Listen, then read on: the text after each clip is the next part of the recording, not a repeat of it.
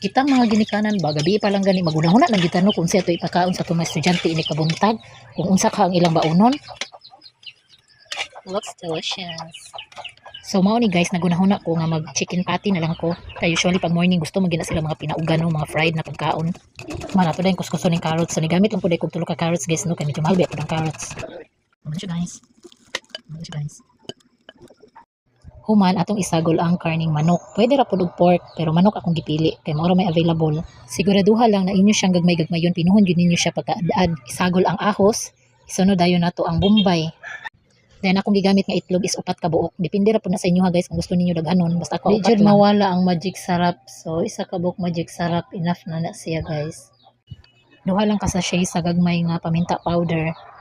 Hilig man jud ko paminta powder guys. O di pud mawala ang asin tansyaon lang gud nato di pud kay daghan para di pud kay murag dagat ato ang giluto guys. Karon ato na ni siyang halo-haloon. So para ma-mix na siya all together. So halo-haloon gid nato siya maayo guys. O karon ato ni siyang butangan og duha ka luwag. So kung makita ninyo luwag ni siya sa karon nagkanon. Ingana lang akong pagtansya sa harina. So i-mix pud nato na siya para makita nato kung unsa siya kalapot ug ready na pud siya nga pritohon. So human day ato wala na nako na-videohan. Ako na siyang gisulod sa ref. So kay buntag naman magprito na ta. Gigamitan din ako ni siya og katong gagmay na scoop. Kay para unta mulingin so di man siya mulingin di siya ma-perfect ang iyang size pero okay ra kay dili pud kay siya baga o ubay-ubay pud akong nahimo ani guys mga 30 pieces or more than 30 pieces humot na kay siya guys for sure ganahan jud ang mga bata ani kay mura lang ni siya katong bite size ba murag nuggets ngana lang gani